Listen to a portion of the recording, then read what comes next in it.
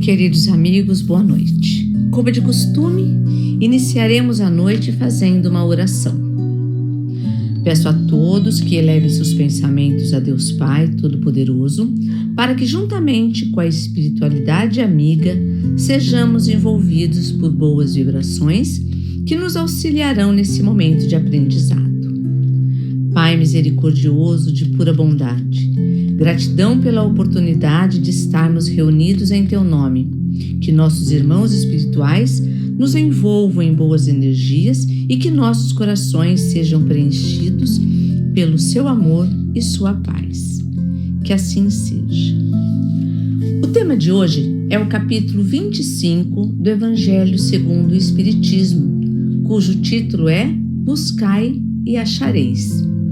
E para iniciar a nossa exposição, nós vamos assistir um filminho onde nos contará uma história.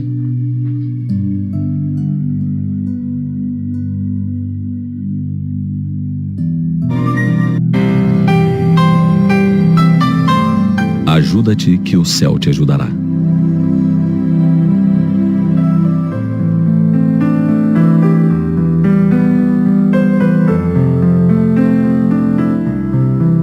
Narra-se que um sábio caminhava com os discípulos por uma estrada tortuosa, quando encontraram um homem piedoso, que ajoelhado rogava a Deus que o auxiliasse a tirar seu carro do atoleiro. Todos olharam o devoto, sensibilizaram-se e prosseguiram. Alguns quilômetros à frente havia um outro homem que tinha igualmente o carro atolado num lodaçal. Este, porém, esbravejava reclamando, mas tentava com todo o empenho liberar o veículo. Comovido, o sábio propôs aos discípulos ajudá-lo. Reuniram todas as forças e conseguiram retirar o transporte do atoleiro. Após os agradecimentos, o viajante se foi feliz. Os aprendizes, surpresos, indagaram ao mestre: Senhor, o primeiro homem orava, era piedoso, e não o ajudamos. Este, que era rebelde e até praguejava, recebeu nosso apoio. Por quê? Sem perturbar-se, o nobre professor respondeu: aquele que orava, aguardava que Deus viesse fazer a tarefa que a ele competia. O outro, embora desesperado por ignorância, empenhava-se, merecendo auxílio. Muitos de nós costumamos agir como o primeiro viajante. Diante das dificuldades que nos parecem insolúveis, acomodamo-nos, esperando que Deus faça a parte que nos cabe para a solução do problema. Nós podemos e devemos empregar esforços para melhorar a situação em que nos encontramos. Tudo o que precisamos conquistar no mundo requer esforços. Nenhum de nós pode dispensar a ajuda dos céus, a ajuda divina. Mas não podemos deixar que os céus realizem o que é o nosso papel, que é o nosso dever. Até porque isso com certeza não acontecerá, né? O conteúdo do capítulo 25 do ESE nos fala principalmente sobre o princípio da lei do progresso e da lei do trabalho. O progresso é o filho do trabalho e que coloca em ações todas as forças da inteligência do homem.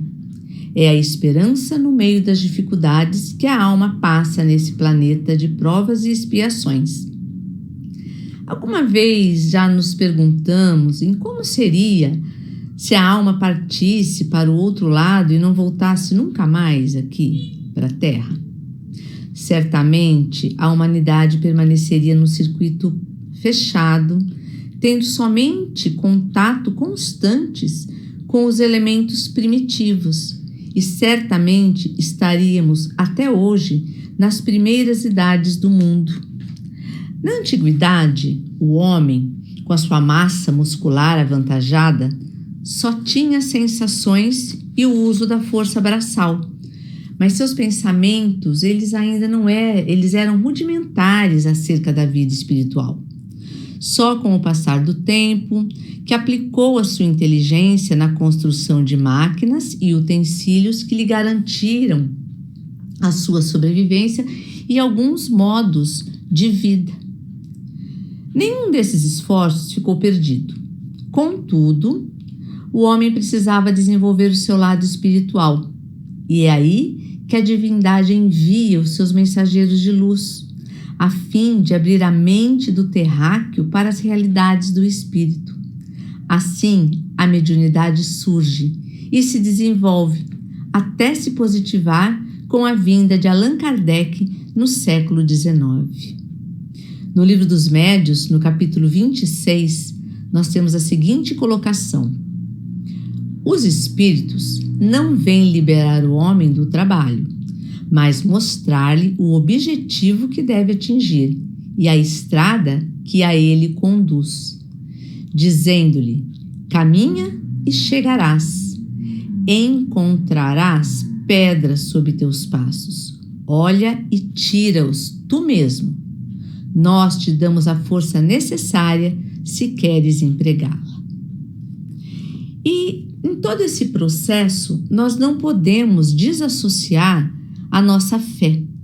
E mais uma vez, para ilustrar isso, dar como exemplo, eu vou contar uma breve historinha para vocês. Um homem se acha perdido no deserto. A sede o martiriza horrivelmente. Desfalecido, cai por terra. Pede a Deus que o assista e espera. Nenhum anjo vem dar água para ele beber.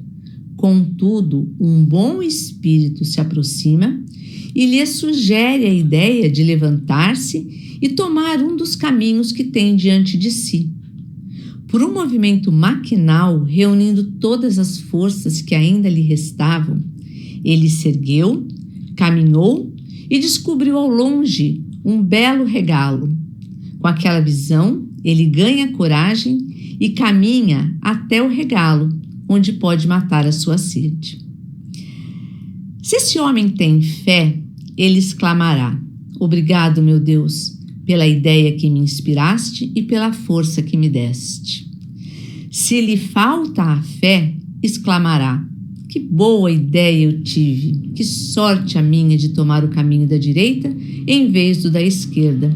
O acaso às vezes nos serve admiravelmente. Quanto me felicito pela minha coragem e por não ter me deixado abater.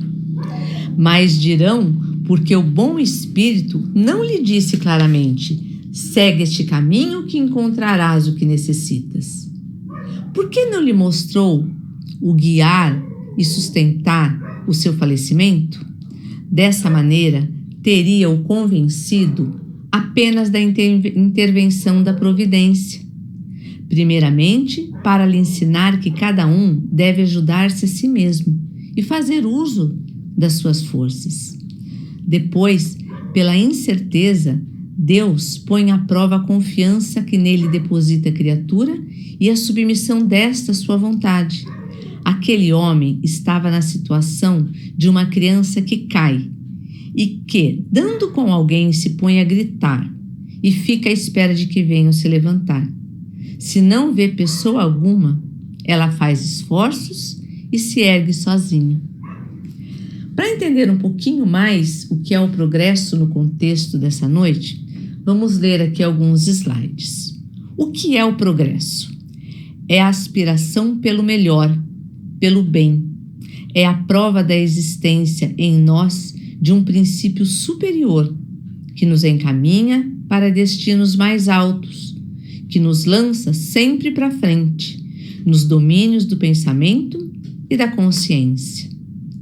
O progresso é uma lei que se realiza independente da vontade do homem. Segundo o Espiritismo, o sentido de progresso abrange a ideia de perfeição e aperfeiçoamento.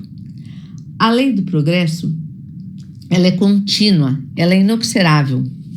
O homem não pode conservar-se indefinidamente na ignorância, porque tem que atingir a finalidade que a providência lhe ensinou.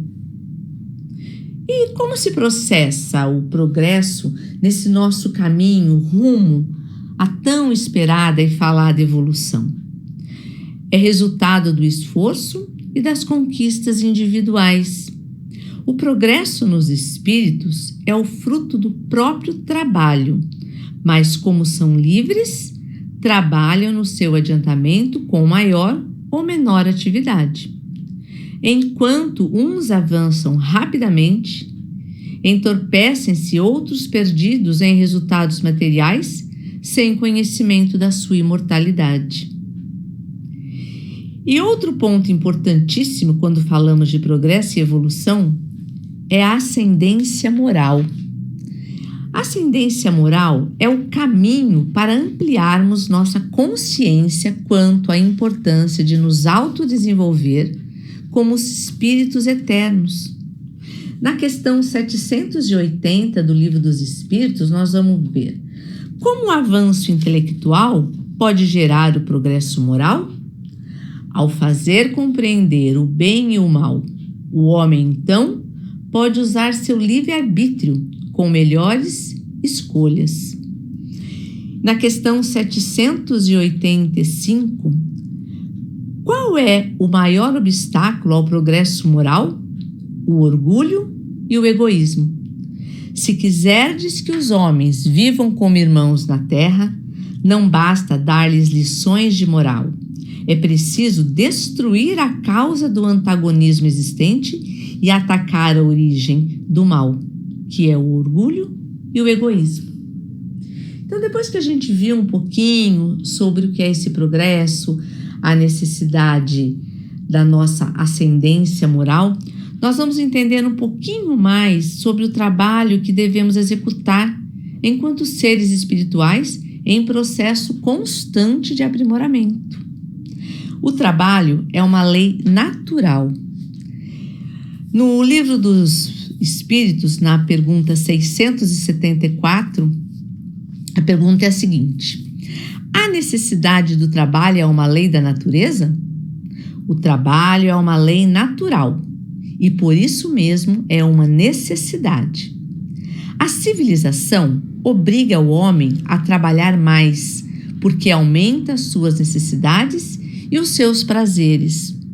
E continuando na pergunta 675, Allan Kardec pergunta: só devemos entender por trabalho as ocupações materiais? Não. O espírito também trabalha como do corpo. Toda ocupação útil é trabalho. Nesse próximo slide, nós vamos ter um exemplo da necessidade que nós temos para alcançar aquilo que nós desejamos, para concretizar os nossos sonhos, alcançar os nossos objetivos. Então é apenas um exemplo, mas com certeza nós vamos nos encontrar nesse pequeno exemplo aqui, também nos vendo como seres que exercitamos a nossa força, nos empenhamos, nos dedicamos, nos esforçamos para conseguir aquilo. Esse é o trabalho que Deus espera de nós. Quando olhamos bailarinos notáveis realizando verdadeiras proezas de domínio do corpo no balé clássico ou no balé moderno, não imaginamos sequer as disciplinas, as lutas, as dificuldades, as lágrimas, porque dói. No começo dói para que eles cheguem ao nível que nos faz emocionar. Qualquer profissão que tenha-se êxito, médico, engenheiro, arquiteto, costureira, pintor, professor, qualquer uma das nossas possíveis profissões a seguir, nós temos que empenhar o nosso trabalho com confiança, sabendo que a espiritualidade está ao nosso lado, né? Buscai e achareis. Ajuda-te, que o céu te ajudará. Cristo, Consolador dos aflitos, nos indicou que devemos também nos movimentar. Quando ele diz: vinde a mim, vós que estáis sobrecarregados, cansados e aflitos, e eu vos aliviarei. Vinde a mim, levanta, caminha até a minha presença. Ele, Cristo, não pode fazer o caminho por nós. Nós devemos nos levantar e o seguir. Jesus, ele ainda nos fala: pegue a sua cruz e siga-me. Pede e vos dará. Busque e achareis. Bata e a porta vos abrirá. Porque quem busca, recebe. Quem procura, acha. Nada cai do céu. A porta não se abrirá sozinha, nós temos que bater. Não acharemos sem antes buscar. Não receberemos sem antes procurar. Quando aprendermos a olhar a vida como sendo passageira, sabendo que a verdadeira vida não é aqui e sim no campo espiritual, encararemos nossos problemas com outra perspectiva. Como Jesus também nos disse: vós sois deuses, podem fazer o que eu faço e muito mais. Ainda para finalizar a nossa linha de raciocínio, eu vou deixar aqui uma historinha sobre os cavalos e o discípulo. Mestre e discípulo caminham pelos desertos da Arábia. O mestre aproveita cada momento da viagem para ensinar ao discípulo sobre a fé. Confie suas coisas a Deus, dizia, porque ele jamais abandona seus filhos.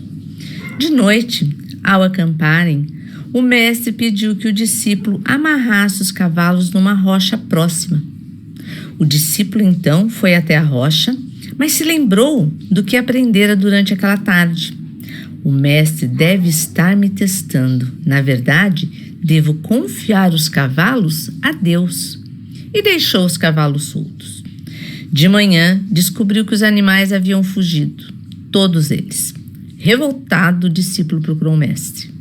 O senhor não entende nada sobre Deus. Ontem aprendi que devia confiar cegamente na providência.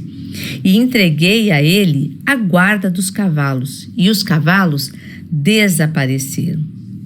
Responde o mestre: Deus queria cuidar dos cavalos, mas naquele momento ele precisava de suas mãos para amarrá-los e você não as emprestou. Bom, diante de todo esse conteúdo exposto até aqui, a minha última mensagem é uma reflexão que eu vou ler para que todos nós aqui possamos realmente tirar alguns minutinhos e pensar a respeito. O que nós estamos planejando? Estamos realmente organizando nossas vidas, nossas ações, para que nossos pedidos, anseios, sonhos sejam realizados? O que eu posso melhorar na minha caminhada? Na minha postura como ser encarnado para conquistar o que eu tanto desejo?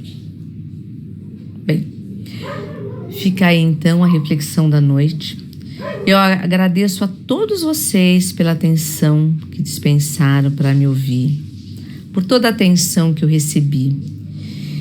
E agora eu envio a vocês boas vibrações, que os nossos lares e os nossos entes queridos sejam envoltos nessas vibrações e que amanhã nós acordemos cada vez mais disposto a trabalhar em nome dos nossos sonhos, dos nossos projetos, da nossa evolução, e nunca esquecendo que a gente só vai conseguir se realmente acreditarmos que a providência divina está olhando por nós.